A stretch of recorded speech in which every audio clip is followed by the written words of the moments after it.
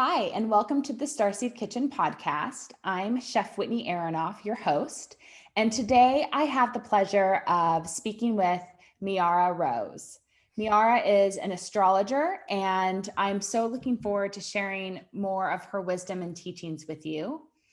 Miyara Rose sees astrology as a tool to connect one to the essence of their soul purpose and to excavate the deep psychological workings within one's life, both in this lifetime and beyond. She is an Egyptian American writer, astrologer, tarot reader, artist, a heart centered healer, and intuitive. 20 years of study in astrology and spirituality, Miyara works as an astrologer and is a certified shadow work integration coach. She created her site, Awakened Aspects, to serve as an oasis for starseeds, awakening earthseeds, spiritual seekers, and those looking for self-reflective nourishment. Combining astrology and psychology, she aims to provide modern insight on ancient wisdom to help you stay awake, stay aware, and stay whole during these transitional times. Thank you, Chef Hello. Whitney. Hi. Well, I love your website and you're an incredible writer. Thank you. Thank you. I try and do my best. So thank you for having me on your podcast today. Oh, my pleasure. Thank you for taking the time. I think you're such a talented astrologer and you bring such a great perspective. And, of course, you and I connected at a Starseed retreat. So I thought you could bring a point of view with astrology that can be really supportive to anyone listening to the Starseed Kitchen podcast, or anyone that's just looking to just improve their life and take advantage of their manifestation powers on their birthday and everything in between. Well, it's my honor to be here, and I'll do my best to provide what I can to your listeners today on astrology and how they can use their cosmic blueprint to best serve their purpose and their path here, and especially as it presents itself every year during our solar return. So tell me a little bit more about your background as an astrologer and the type of work that you do. Okay, well, I've been studying astrology for so long, but it really wasn't until about, I'm going to say, a few years ago, kind of 2019, when the energies on the planet were so intense, when I really took it seriously and started to consider it as a profession. Before then, I was doing a lot of other things, including marketing, recruiting, administration, the typical. I have a high Mercury disposition in my chart, so I do a lot of different things. But astrology made sense to me because I could put it all together, and it was mathematical as well as intuitive. So with that, I started really delving deeper into. I really studied under Lavendar, and I really followed what she was doing because I thought she was doing very interesting things with astrology that I'd never seen done before, because it started incorporating our cosmic galacticness, which a lot of astrology doesn't really take into account. Aside from evolutionary astrology, which is what I got into a little bit more as well, because evolutionary astrology kind of looks at our past lives and how we're bringing them into this life and how they're translating themselves here. So I do study some evolutionary astrology. I got into medical astrology as well, because I see how, well, first of all, Hippocrates used astrology, and he was one who had stated that if you're a doctor and you don't know astrology, you're a fool. So but back then there were no MRIs or X-ray machines, that kind of thing. So they used astrology to kind of look into the body to see it was, um, not aligned.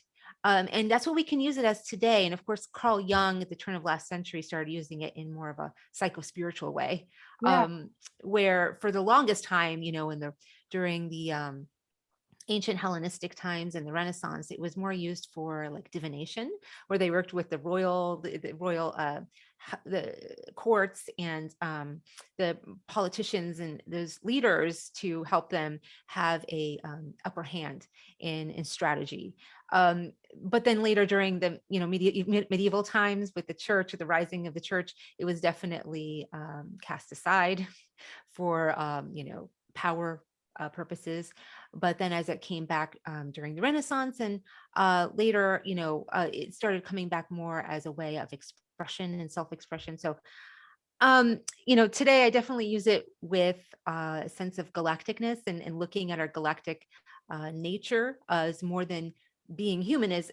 But of course, we bring it in, funnel it to ground as the human having the spiritual experience. So therefore, I look at it in a psycho-spiritual way as well. So I kind of get the whole like gamut of what someone is bringing in with them in their cosmic blueprint. And then I really like to look at initiations, because I feel like really our purpose here is our initiation on Earth as an Earth school. So even if we do have so much galacticness, like what are we going to do with all that if we're not going through initiations on this planet so that we can allow ourselves to fully express them here?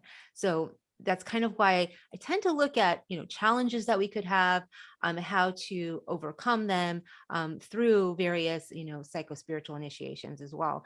And then we bring in even more of our galacticness that way. So that's kind of how I focus on charts. I hope that answers the question. No, that's so interesting. You brought up, I love the history that you brought up about using astrology. So do you think when you look at people's charts, any health aspects that they may have? So, I know different sun signs will have different physical weaknesses or strengths. So if you look at somebody's health, is it a combination of their natal chart and weaknesses and sun sign weaknesses? Like, how do you figure out potential or perpetual Okay. health issues from a chart? Yeah, so it actually can be very complex. We never just look at a sun sign. In fact, everyone should understand this. If you look at your sun sign horoscope in the back of a magazine, it's never your sun sign. They're casting your rising sign. Just so we have that out there for everyone to know. If you're looking at your horoscope in the back of a magazine, look at your rising sign, because that's how it's been cast. So that's why it's really important to know our top three, or big three: the Yeah. sun, the rising, and the moon. Because well, the rising sign is probably the most important if you actually look at your horoscope. But the sun sign, it really is how we shine. So the way we shine can be dimmed, if we're ill, but we don't look at it to see why. We look at other things where the sun is transiting, or I'm sorry, things that are transiting the sun, like maybe outer planets or whatnot, other things that are aspecting certain areas in our chart. For instance, Mars. Mars is a huge one when it comes to where our inflammation is in our body. So where we're naturally prone to inflammation, it's really good to check out where Mars is. For instance, my Mars is in Gemini in the first house. So Gemini is related to the nervous system. So I tend to run highly anxious with fried nervous system sometimes. And in the first house, it has to do with the head. So I get headaches because of that. So anything like that, or if it's in like the 10th house, for instance, like it could be a structural system, because 10th house has to do with the bones.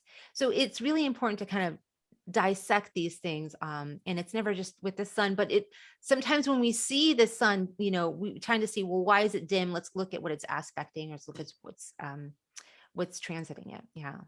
So if people had questions about their health, when they talk to an astrologer, they should ask them where Mars falls on their natal chart. What other questions should they ask if they want to look into their health from a galactic or astrological point of view? Well, every astrologer is definitely not going to know about medical astrology and how it relates to our bodies. So if you're looking for an astrology reading from someone, it is good to ask them, do you do any medical astrology? Do you have any medical astrology understanding, first and foremost? But for us to kind of empower ourselves, you can go ahead and look up medical intuitive medical astrology if you're interested. I think a great writer is Judith Hill. She writes great books on medical astrology, so if you're wanting to learn more, I definitely suggest empowering yourself to learn about it first and foremost. And then if you're looking for an astrology reading from someone, then yeah, look for a medical intuitive or someone who has a medical astrology knowledge. Yeah. So what do most of your clients come to you for? Well, because I'm actually just kind of branching out with medical astrology, I'm not a medical astrologer necessarily. I mostly take care of clients who are seekers and starseeds. So they're looking for everything from their life purpose to their career goals to even relationship uh kind of goals or long-term perspectives. But most of the time I get people who have some kind of cognitive dissonance in terms of this reality that we're living in and how they just don't feel like they quite fit here, and they want to know why. They want to know that what else is happening, what else is out there, like why am I here? And it's not necessarily existential, but it's more of like looking for confirmation and validation as those little kind of whispers and thoughts that happen in our head that tell us, you lived in Atlantis or you did this, and then they want to feel like they're not alone in these thoughts. So they come to me and I'll tell them what the charts, say about them. And, they'll get that validation confirmation to make them feel, okay and centered and like ready to move on to their next initiation. Yeah. When was the first time you had someone do an astrology reading for you? Let's see, in 2012. In 2012, I kind of like really, I mean, before then I was actually still studying astrology and I was really into energetics and ETs and that kind of thing. But 2012, I started really kind of having the will to be like, okay, let me pay for this, let me accept it, and let me receive some of this information more. So that's when I first ordered my first reading. And it wasn't quite accurate, and it was more 3D. And I think in retrospect, I wish I would have found someone who was a bit more galactic in nature or cosmic than she was. She was very 3D, but she was very practical. So Yeah. that was interesting because I got some practical advice, which is always good too. So she was like a horoscope writer in an art journal that I really liked at the time. So yeah. So how do you suggest somebody find an astrologer that essentially kind of speaks their same language or specializes in a style that can actually kind of support them along their journey? Well, I think I'm going to rewind a little bit because I feel like Yeah. I say I wish I would have found someone who's more cosmic and galactic, but I don't know if I would have received it fully at the time, Yeah. because I think we find where what we need where we're at every step of the way. So, in that way, maybe she did suit me well because I was still pragmatic and practical in my approach, and I was still pretty 3D, even though I was trying to wake up more and more in how I was, working in the 3D with my interests, my other interests, but. I do think that if you resonate with someone, you probably get what you need. I mean, Yeah. I hate to say you get what you need, but like sometimes like we can be resistant to the things we're getting, and like we don't think, oh, wait a second, I could have actually, I could really need that. I need this right now. I could use this right now. So, it's a matter of like really trusting oneself to be guided towards the right practitioner, and you may be guided to someone else later on. So it's just how you're changing and shifting and how you're moving and evolving and ascending. That's. But I mean, definitely ask an astrologer, or look at the astrologer and see, um, feel into them. You know, see where you resonate. Like, is your heart like, or is it your mind? How are you finding them? Why do you choose them? And ask yourself these questions. Sorry, there's It's okay. so it's my dog confirming that for you. So what is galactic astrology? Because that's a term I think people are hearing more frequently now. Yeah. So there are various types of galactic astrology and how different astrologers are translating it. Mhm. The way I see it and the way that I feel like I've learned it was to look at the soul's journey as it's been through other dimensions and galaxies, or of non-physical structures. So it's not necessarily on Earth, or not necessarily uh, uh like a it's not necessarily like a kind of, hold on, I'm getting really distracted now. It's like, what's going on there? It's more otherworldly. Okay. So it's taking into account where our soul has been in other forms, in other lifetimes, other dimensions. I hope that makes sense, but it's not necessarily in the future, and it's not necessarily in the past. It's in other ways of expressing one's soul.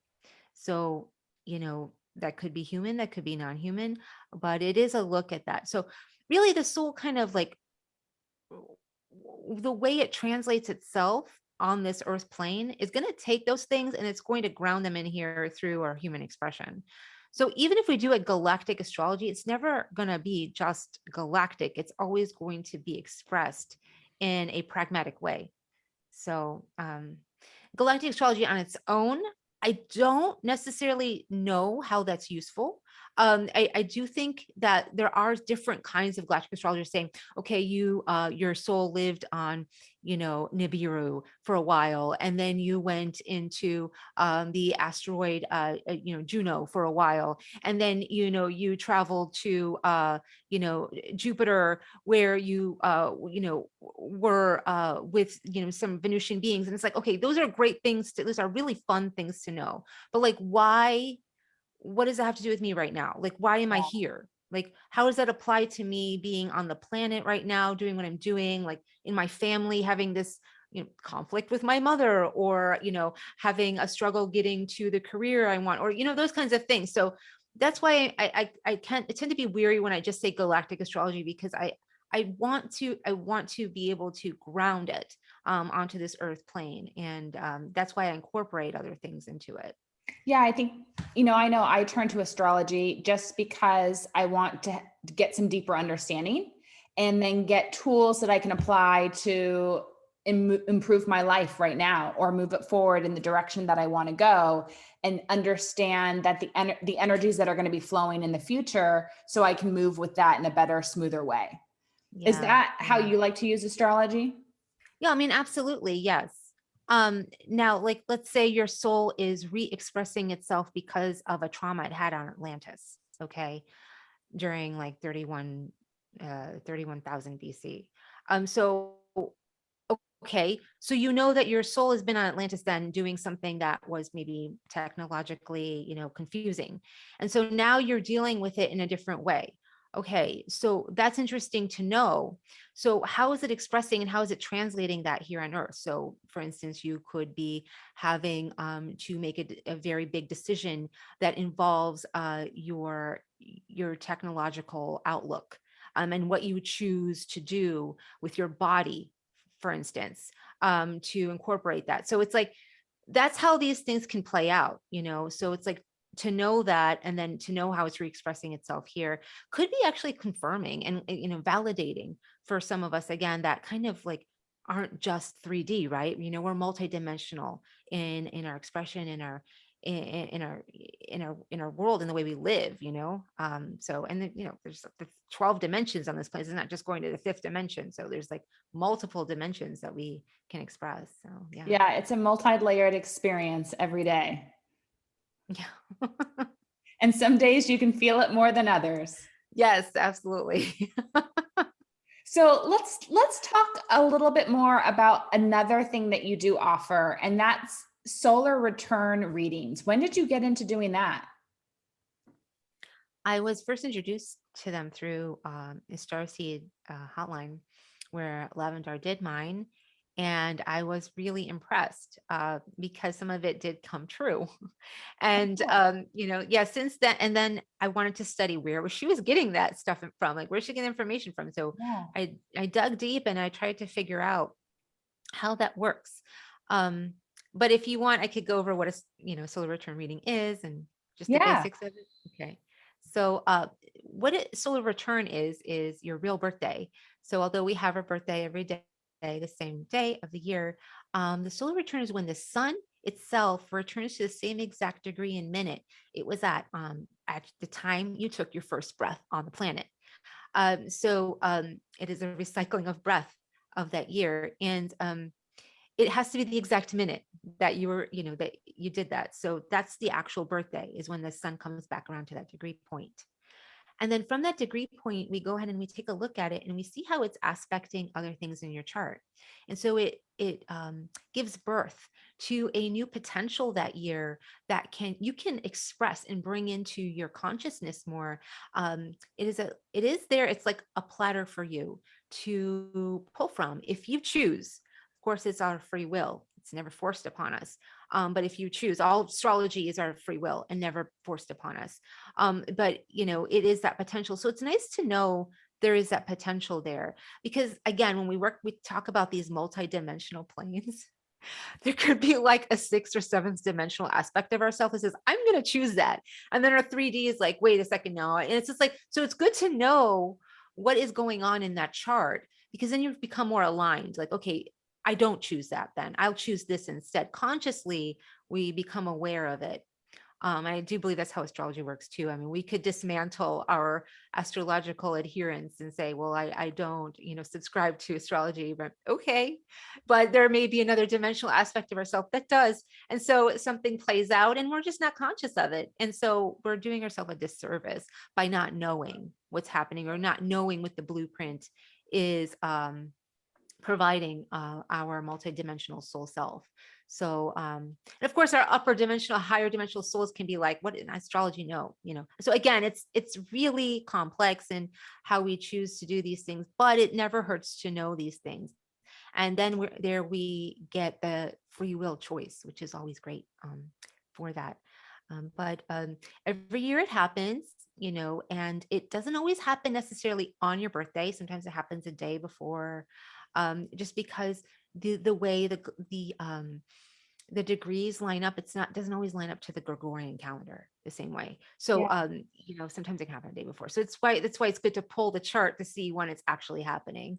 And there is that specific time. It's like the exact time that it happens. It's like the spark of the new breath that can come in, of the regeneration of our cellular structure of our soul. And so there's 5 hours before.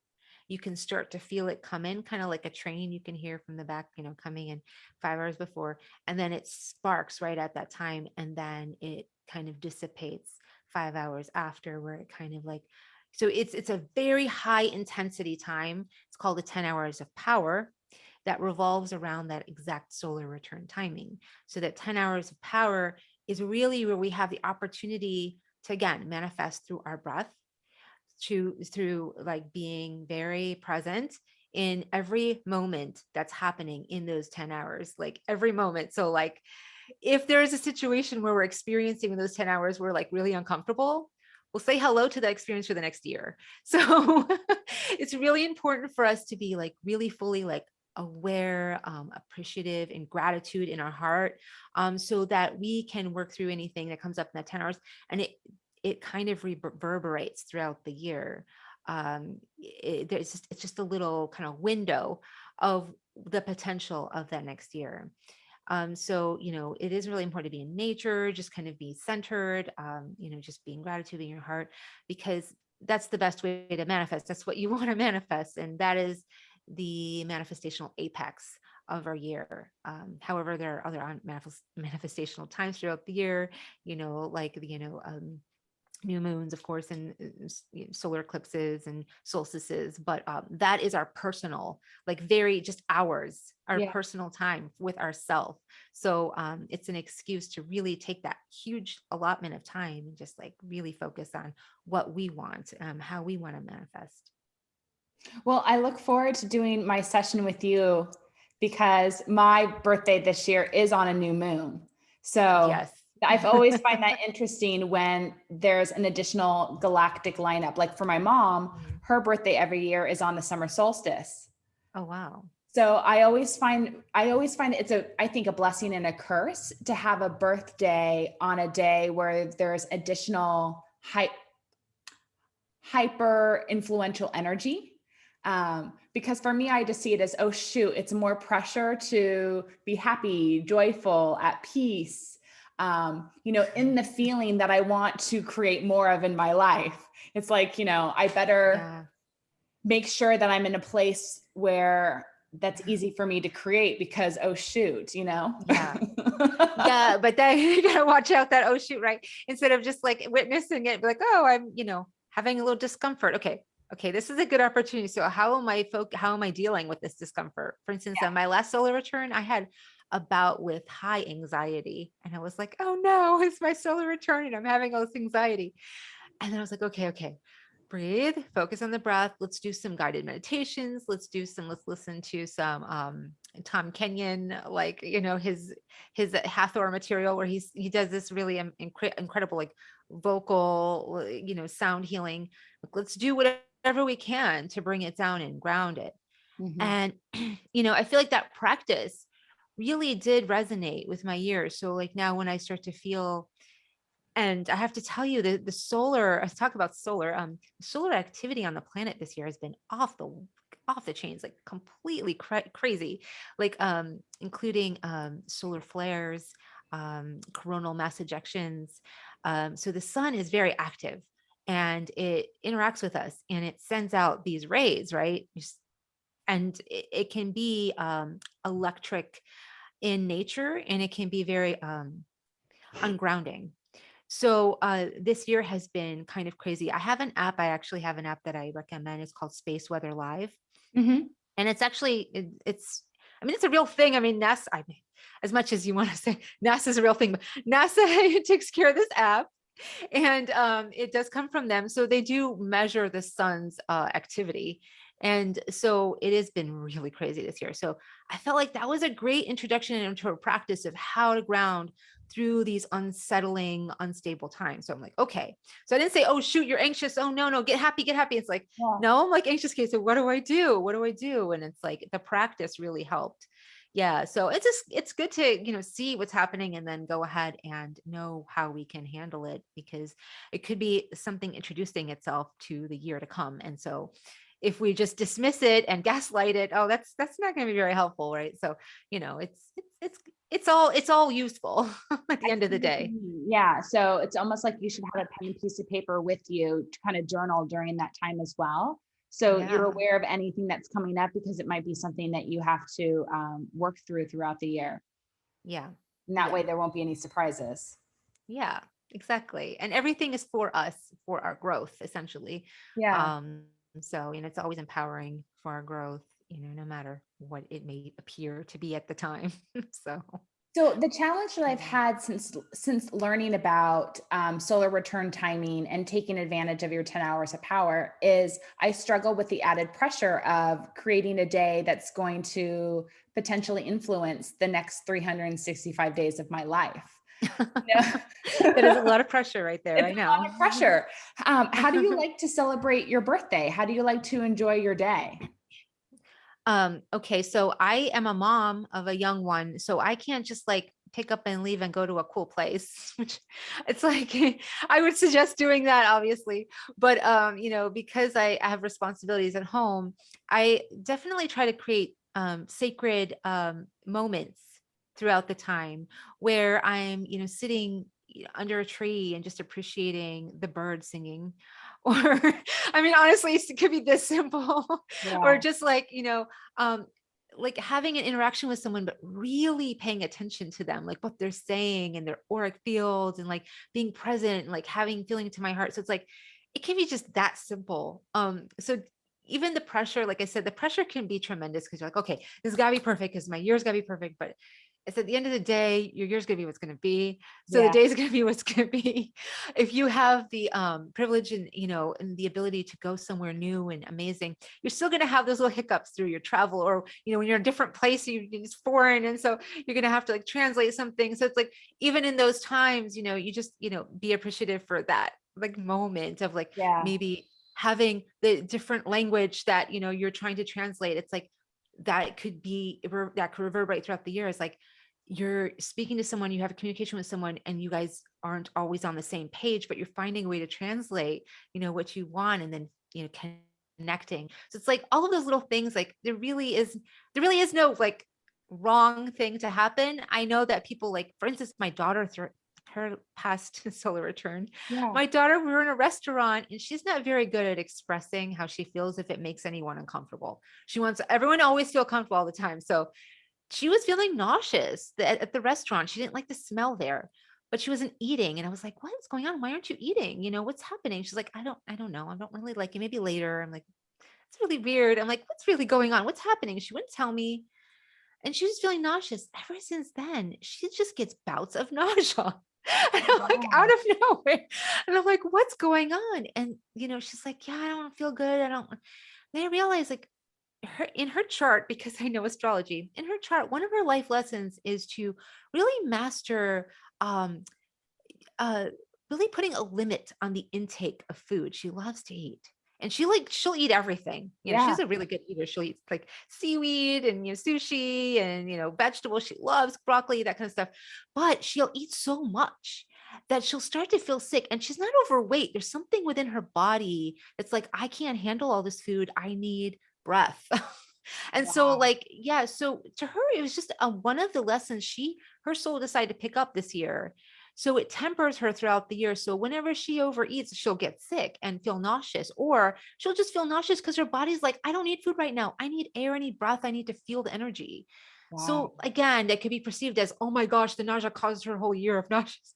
Or it could be Yeah. perceived as her soul is taking this lesson as initiation now. And it's, going through this for a reason. And I'm here to help her through it or whatever. And so, these are just examples. Like it never has to be perfect. It is what it is. So just see it for what it is and know that you're going through an initiation or a soul expression or a remembrance, right? Where you're bringing back things. So that kind of stuff. Yeah. This is a great tip because the other thing that I've always heard about solar returns is that you shouldn't be with anybody else. You should have nobody else around you. If anyone is around you during your 10 hours of power, they will suck up and steal your energy. And again, you won't be able to manifest what you want for the year ahead. But that doesn't Yeah. seem like something that you can necessarily avoid doing. Yeah. I mean, we don't live in a vacuum. And although that is, it's very wise advice. Like if you can stay away from people and control your reality as much as possible, then do it. But again, not all of us have that privilege. So, and not all of us, the fact of the matter is we can't control our reality. And the fact that we would try is a little bit escapist. So however, that advice is wise because it is trying to tell you just control as much as you can because that's your one day to yourself.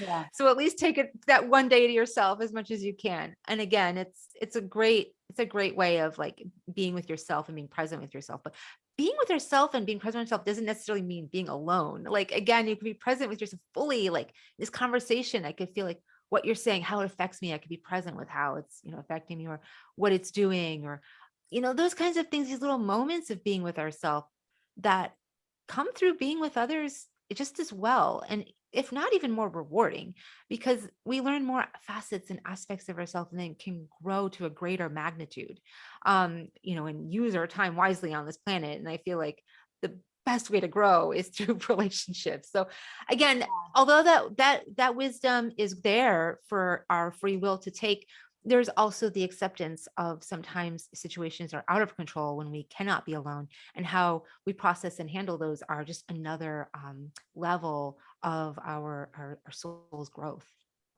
Yeah. Thank you for sharing that point of view. I needed to Yeah. hear it from somebody else. So thank you. I was It's my curious. pleasure. Yeah.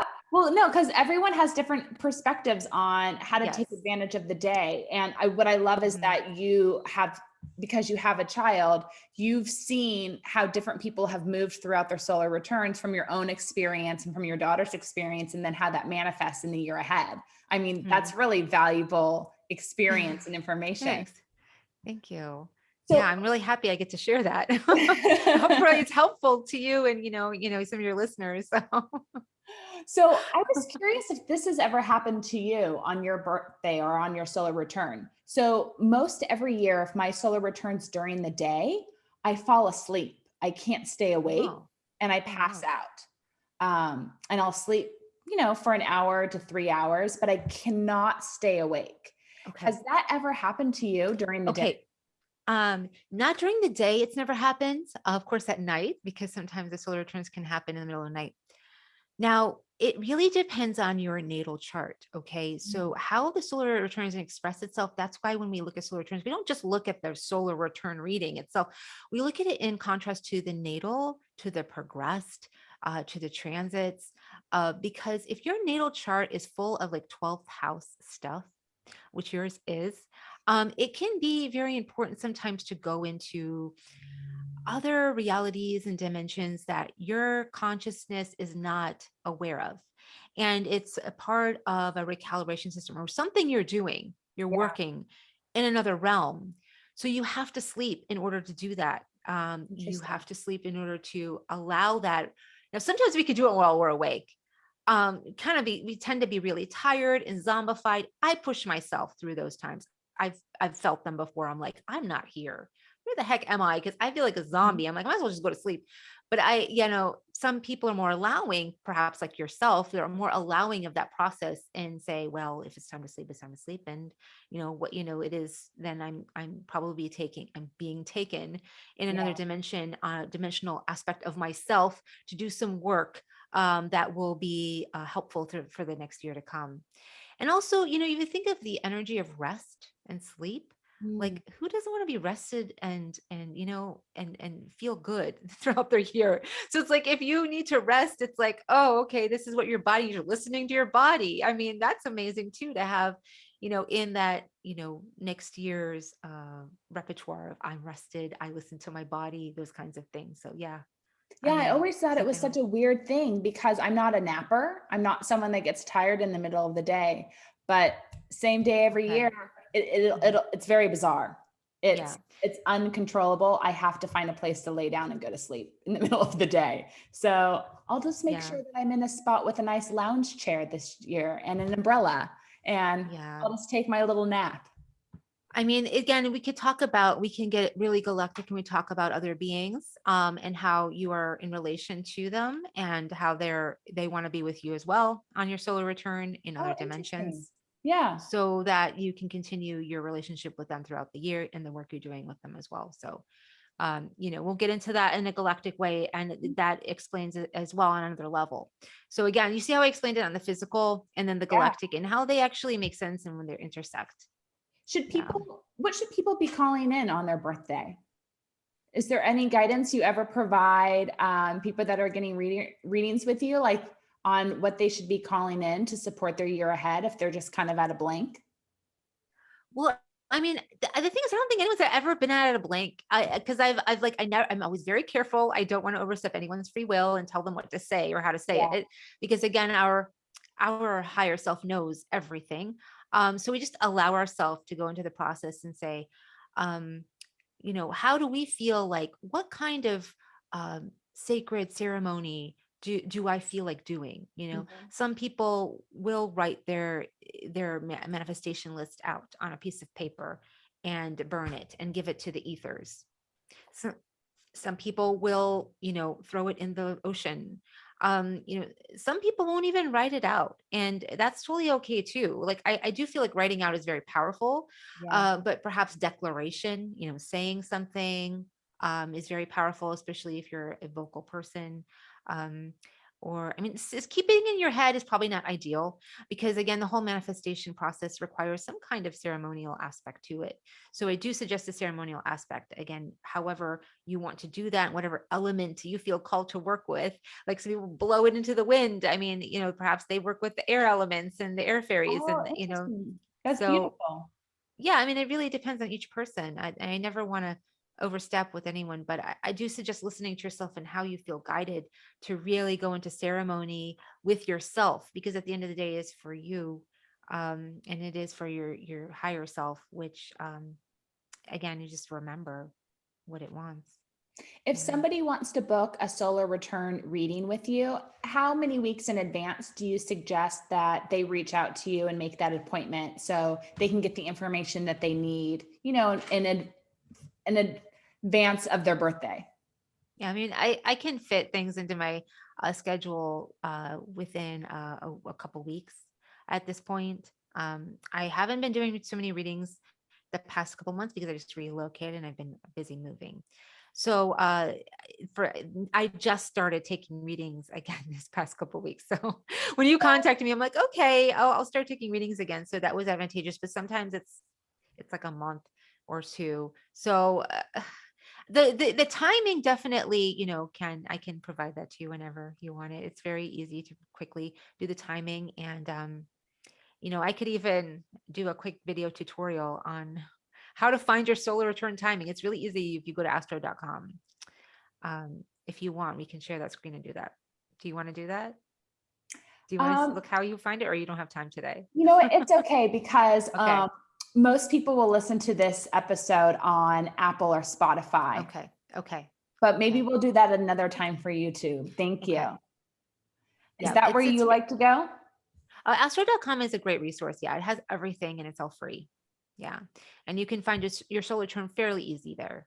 Your solar return timing, sorry, very, very easy there. And so with that, if you are going to go ahead and empower yourself to look at it, I do suggest looking at the house where your sun is located that year, because that's really important. And it tells us a little bit more about what your focus is that year, where the house the sun is located. Yeah. And each house has a different expression that year. That's really nice. So each year has a different theme.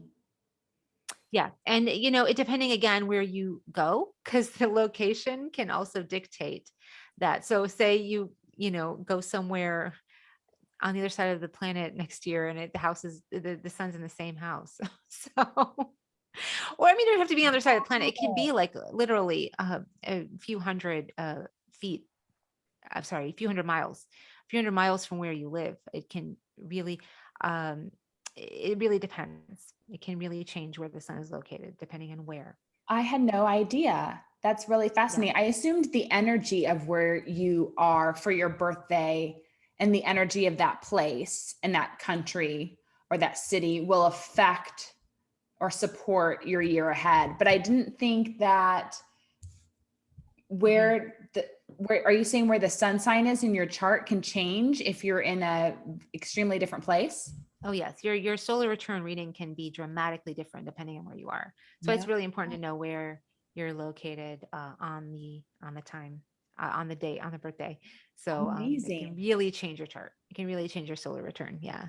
So can somebody reach out to an astrologer like you and say, hey, I'm considering these 3 places for my birthday next year. Can we look at my chart and see which one's going to be more supportive for what I want to create next year? Absolutely. Yeah.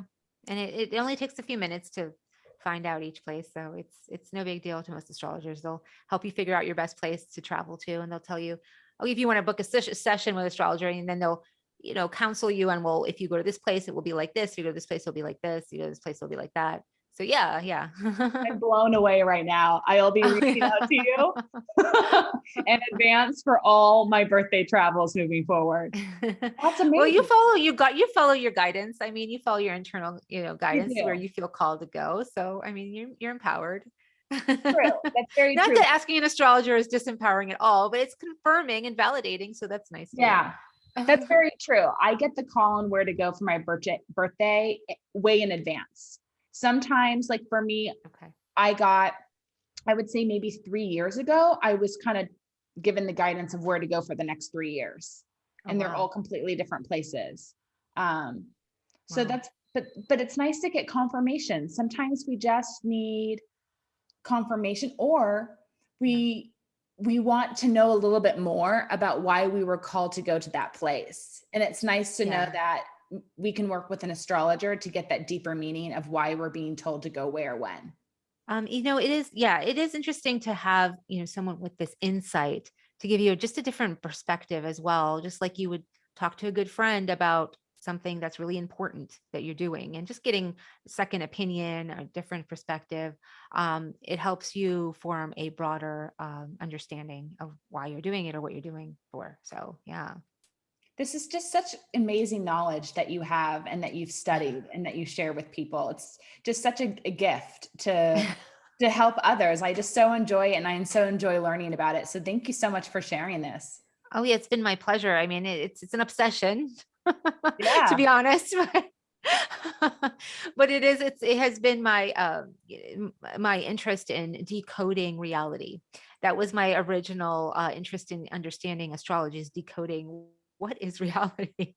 And so it has been really helpful in that. So again, that's why it's really helpful, I think, when you speak to an astrologer, is they help you decode the reality of what's happening and the potential reality of what you can choose. Again, it goes down to our free will, but it's nice to know what our choices are, and how we take responsibility for them, So Yeah. that's, yeah. One last question for you, because you mentioned free will. Can you tell on someone's chart when they have free will and when they don't? Oh, yeah. I can see aspects in people's charts that have a problem asserting their will, and Mm. then those that have a very strong will, yes. And it has to do with a few variations of things. I can't just tell you, oh, it's this or that. It is how different planets aspect one another. Um, but Mars is definitely a big one. The sun is a big one as well. Both of those do dictate our will, but again, it could be an aspect to Pluto, or there is no aspect to Pluto, or it could be in the seventh house. And if a sun is in the seventh house, the person's not going to have as strong of a will as if the sun is in the first house, which is the house of the self. Things like that. Yeah. Where do you like to turn to keep learning about astrology or spirituality or wellness? Is there any website or app or books you like to go to keep learning? Oh my goodness, I'm an information junkie. So if you want me to list this out, we might be here for another hour. I'm sorry. You could just name a few. It's always fun to learn new places to look. Yes, I'm constantly just getting whatever I can. But yeah, with Molly McCord, she's a great astrologer. I do recommend everyone follow her who's interested in astrology. She's a wonderful astrologer, Molly McCord. And for information on, spirituality, I do like many different sources as well. Um, but I really want to focus. I think my I think my representation today is on astrology. So I think Molly McCord is great. I also I don't know why I'm recommending him, because I think people might not like him. But Leo King, you want to talk about willful? There's this astrologer called the Leo King. He is extremely willful, and he's really interesting as well, with some of the things he comes out with. But Molly McCord is a great divine feminine voice of astrology as well. So it depends on like what kind of spirituality you're looking to grow into. But I really do adore the energetic synthesis woman called Lisa Renee, Oh and yeah. I do, yeah, I do really like her stuff. And the I do follow some of the things, the teachings that she has, because I am also very interested in energy work and energy healing, and I've been incorporating that into my work because I really had no choice for a while. Every client I'd get, I end up taking on their energy and their energy field, and was being forced to transmute it. So I had no choice but to learn about energy. Yeah. And yeah, she was an interesting source. And then from her, I came across a whole other community of energy workers. Um, Well, where can people learn more about you, book a session with you, and connect with you? Okay, well, I'm at Starseed Hotline if you're interested in any Starseed confirmation type readings where you want to know your starseeded nature. I'm also I have my own site, my own brand called Awakened Aspects. And there I tend to provide a more psycho-spiritual kind of perspective alongside the galactic information, for a more holistic vision of your initiation patterns. So both of those places are a great place to go if you're interested. Thank you. And then as we wrap up, I love asking my guests if there's maybe just like one tip that they can share with the listeners to improve their health or well-being. If there's one tip that you could share. Oh, okay. Um, I absolutely always go and turn to the breath, Mm. because the breath is the source and the source of everything. I mean, inspiration, it comes from respiration from inspiring breath. So, I always recommend going to the breath. And I also do breath work. I facilitate breath work ceremonies. I used to a lot. I don't as much anymore, but I feel like breath work is really important because it does not only clear out some of the traumas. It's a really fast way of clearing out traumas. I mean, you could do like months worth of like psychotherapy session in like 1.5 to 3 hours of breath work. So I highly recommend breath work for everyone to kind of for energetic hygiene and to kind of keep your body and your prana and your chi flowing through your body. And with that, I always tend to do like a quick kind of breathing exercise with every client before we begin our astrology session, just so that I do kind of, it takes a minute or so. And so I go into the soul essence as it comes out through their breath. Yeah. Wow. Thank you. You gave me so much to just reflect on today. This was such a wonderful conversation. I learned so much. Oh, thank you. You're so Do you sweet. have a Thank you. YouTube channel as well? Yeah, I do. And it's Awakened Aspects on Okay. YouTube as well. Yeah. Excellent. Thank you. Do you do any breathwork teachings there? There is a tutorial. I do have a tutorial video on breath work there as well. Yeah. All right. Well, thank you so much, Miyara. You are such a wealth of information. I learned so much today. I'm so grateful. You're so welcome, Whitney. It was my absolute pleasure to have this conversation with you today. Well, anytime Thank you you. want to talk astrology or wellness or spirituality, anything that you ever want to share with Starseed Kitchen, please let me know. I'd love to have you back on. Oh, thank you. Thank you so much. Well, I won't keep you too much longer. Thank you so much. Enjoy your rest of your day, and I look forward to connecting again. All right. Thank you so much again, Whitney. You too. And I'll talk to you soon for your solar return reading. Absolutely. Gosh, we might be like doing another session so we can plan the next 5 years. I don't know. Thank you. Okay. All right. Bye. Bye bye.